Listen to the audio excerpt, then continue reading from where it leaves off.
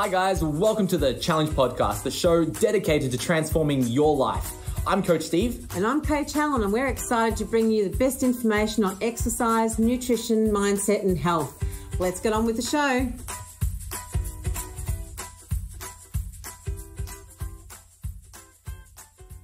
What's up guys, Coach Steve here and welcome back to another episode of the Challenge Podcast. In today's episode, I'm joined with Tristan Hernandez, and Tristan is one of Max's top 10 finalists. And this episode's really cool because Tristan really opens up about his job where he's always on the road and he finds himself in situations where his only option really is to have fast food. And he talks about how he overcame that and how he started to better prepare for the challenge and better prepare for his day-to-day life so that he can be a better role model for his children. So if you find yourself that you're in a certain job where you're always on the road and you're struggling to prepare for the challenge and prepare your food and make those good choices, this is the episode that you want to listen to. So sit back, relax, and listen to Tristan Hernandez and talking about his experiences. Enjoy.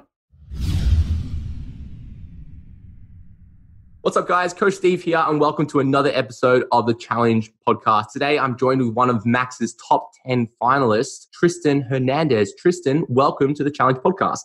Good morning, Steve. I'm so excited to spend a little bit of time chatting with you. Mate, first question here. How are you feeling since the challenge is over and you found out that you made our top 10 finalists? How are you feeling emotionally, energetically? Feeling quite accomplished. It felt really good to actually make the top 10, especially having seen the top 50 and how many good transformations there were. I was stoked, absolutely stoked when I got the phone call. So, mate, you did an amazing job and something you should be very, very proud of.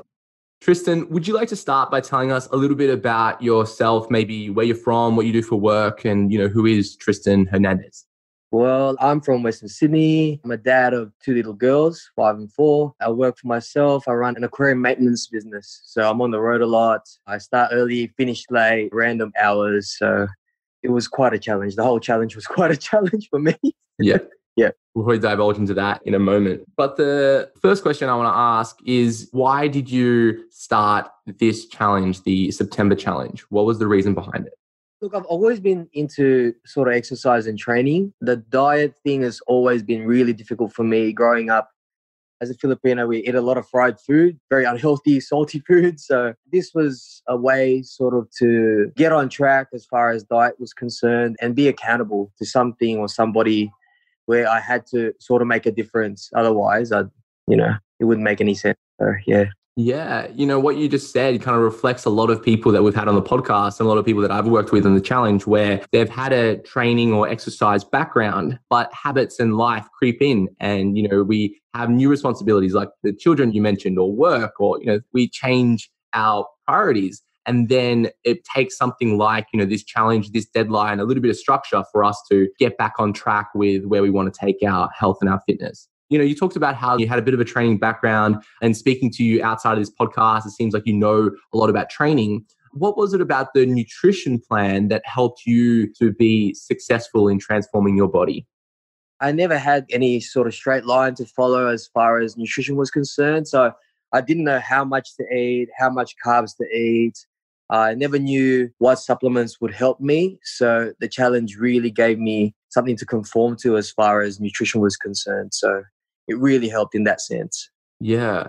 Now, I think a lot of people start the challenge and they feel a little bit overwhelmed. And maybe you experienced that as well, where I start talking about protein intake and, carbohydrates, and I start talking about supplements and everything in between. What steps did you take to go from not doing anything or not following much nutrition-wise to feeling a little bit more confident with your nutrition? Like, what did you do? Did you read some articles? Did you watch some videos? Did you simply follow the plan? Like, what steps did you take?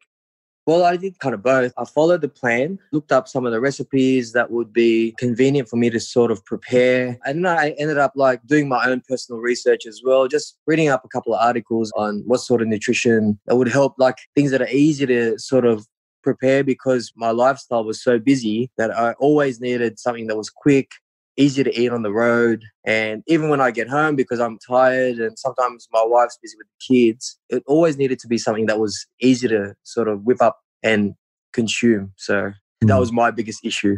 Yeah. Well, leading on to that, I want to talk about some of the challenges that you faced within the challenge. And you kind of alluded to it already. And I think you highlight two of the biggest challenges that almost everybody doing the challenge experiences. One is young kids. And then two is a job where, you're on the road all the time and you're probably working long hours. You're away from home, you're probably away from a refrigerator. So I want to ask you, what was your biggest challenges within the challenge? Well, it was really the clean eating. I've never eaten clean. Well, not to this extent anyway. And then clean eating that was easy to eat on the road. Because of work and my job, I fell into the whole fast food trap where I was sort of just trying to get to places really quickly. So whatever was convenient, prime example was McDonald's drive-through, was the easiest thing for me to do. So I sort of just went down that track, and that's what I was eating every day for lunch, So that was the biggest challenge for me. And then getting into a routine of sort of preparing my food for the day. Being on the road and not knowing what time I was going to finish work sometimes, it was a little bit difficult. Now, when you're saying you're on the road, are you on the road by yourself or do you have workmates with you? Sometimes I'm on the road by myself, 50-50 sort of thing.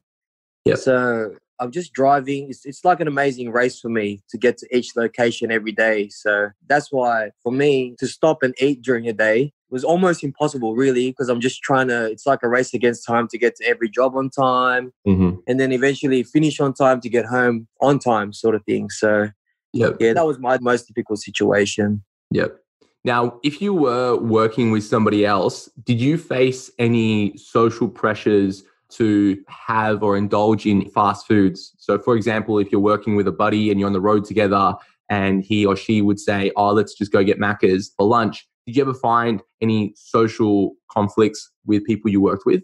Definitely, because obviously they were on a different path because they didn't have the same goal because they were just sort of doing what they needed to do. But in saying that, it wasn't that hard for me to say no eventually. First couple of weeks was a big struggle, saying no to old habits because it was easy and it tastes good. So, but after that, after the first couple of weeks of meal prep, it was a lot easier just to say, no, I'm fine, thank you. I don't need a cheeseburger meal or a quarter pounder meal. So no, it was all right after that. Yeah, you kind of get better at saying no to people or being okay with having different food around people. Is that right? That's right. Yeah. My wife's family goes out a lot to eat.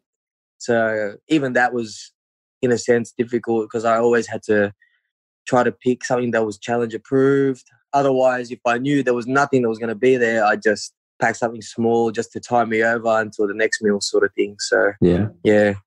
Now, with the challenge, a lot of people end up learning lots of things about fitness, health, nutrition, or they learn lots of things about themselves and their own personality, their own identity. So my next question to you is, what have you learned about yourself or about fitness and nutrition that you didn't know 12 weeks ago before the challenge started? Well, like my biggest thing was I always knew that diet had something to do with getting leaner, feeling healthier, and sort of just a better sense of well-being sort of thing. I didn't know that it played that much of a role until I was able to switch on and actually stick to some sort of diet, because every week in the gym, I was feeling better and better about lifting, about exercise. I was getting less puffed out. I had more energy. I used to have to drink 2 or 3 coffees a day just to sort of wake myself up. But I was finding eating clean helped get rid of that habit. And because I just had more energy because I was eating less fat, I was just more energetic because I was eating cleaner food, I find. So, yeah. Amazing. And I think that's a strong correlation that a lot of people miss out on is when we start eating better, we notice that we start training harder and better. And a lot of the times we're so focused on training because that's what brings us joy and excitement. And we kind of miss out that, hey, if I eat a little bit better, I can train harder and I can enjoy this thing that I love doing, which is training. And I'm glad that you've found that correlation, which I hope anybody listening here has taken away that, if you can eat better, you'll train better. And then actually kind of linked.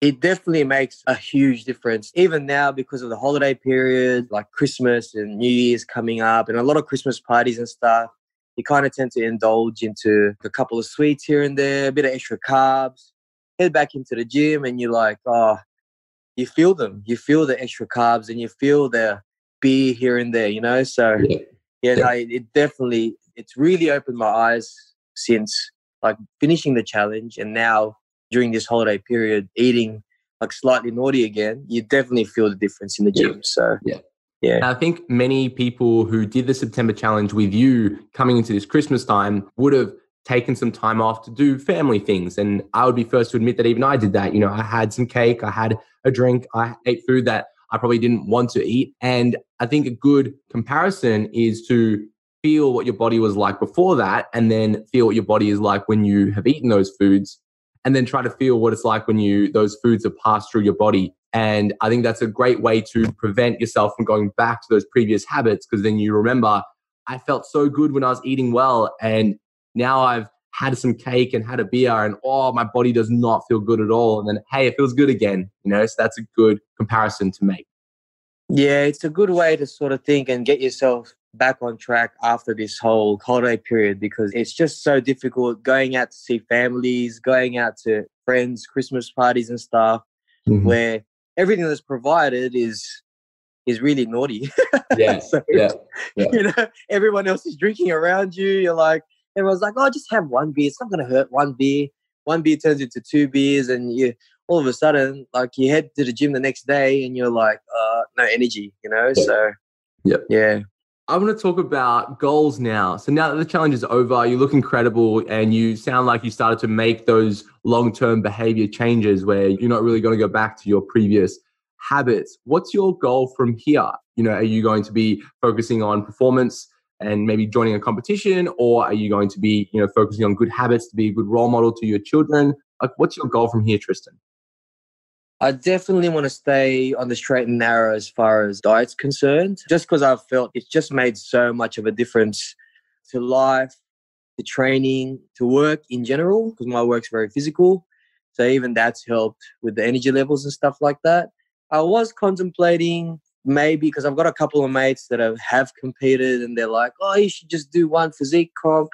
You're already halfway there. You may as well just give it a try. So that might be on the cards when the comps start again next year. So we'll see what sort of door opens for me, I suppose, if I can egg myself on enough to get up on stage.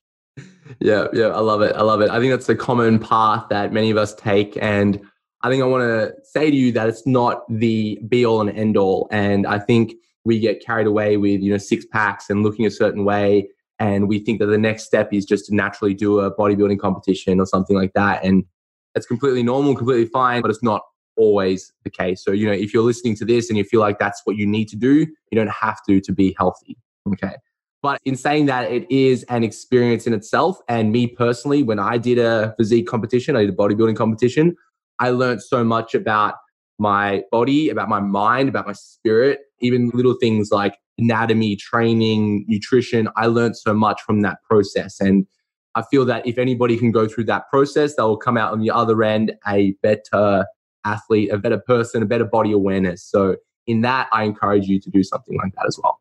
Yeah, look, because the challenge opened my eyes to so many different things as far as nutrition and training, I think, like you said, that joining a physique comp and putting myself through those paces would open my eyes again to a whole different world of different training, different eating, stricter dieting. I like challenges, so I love it. I think it'd be cool. Yeah. Now, Tristan, the last little bit here is talking about advice. So if someone's listening to this and they're currently doing the challenge or are interested in doing the challenge or are just interested in fitness and health, what kind of advice would you give to someone if they came to you asking for help? I'd definitely say to them, just try to stick to being consistent with regards to staying consistent with training, rocking up every day to do your exercises and stuff, and really stay consistent about meal prep and eating clean, I suppose, because that's one of the biggest things that helped me as far as my transformation. It's all about consistency sort of thing. Yeah. Stay dedicated, think about the end game, and I think it'll really help try to switch your mind on with regards to finishing the challenge. Yeah.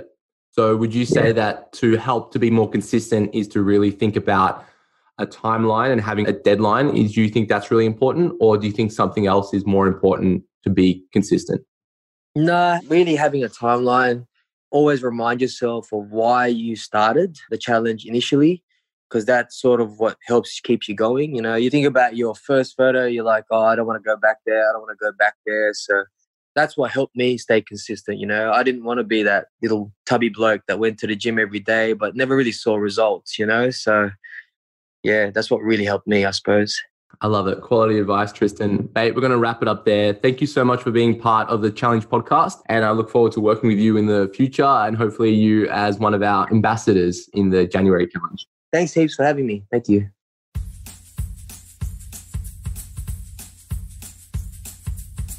Thanks for listening, guys. If you like the show, share it with a friend or leave us a review on iTunes to help us spread the good word. See you next time.